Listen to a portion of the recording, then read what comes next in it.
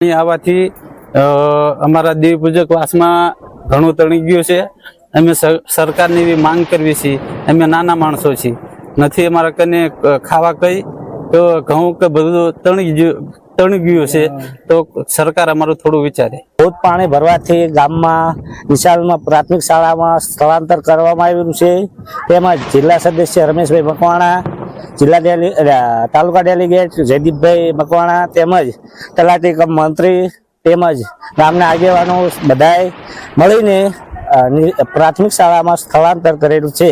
ગઈકાલે પણ 109 જેવા અસરગ્રસ્તોને અમે પ્રાથમિક શાળામાં લાવેલા અને એમને અહીંયા ભોજનની વ્યવસ્થા કરી છે, ચા નાસ્તાની વ્યવસ્થા કરી છે અને ગામના આગેવાનો ખૂબ જ મદદરૂપ થયા છે।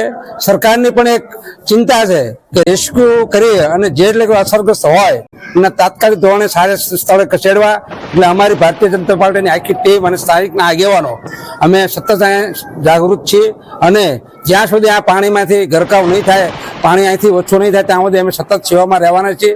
આ 2-3 દિવસથી સતત વરસાદના કારણે મારા ગામમાં પાણી આવી ગયેલું છે, તો પરમ દિવસથી કન્ટિન્યુ અમે રેસ્ક્યુ માટે 30 ઘરોમાં પાણી આવી જતા 109 વ્યક્તિઓને પ્રાથમિક શાળામાં સ્થળાંતર કરાવેલ છે।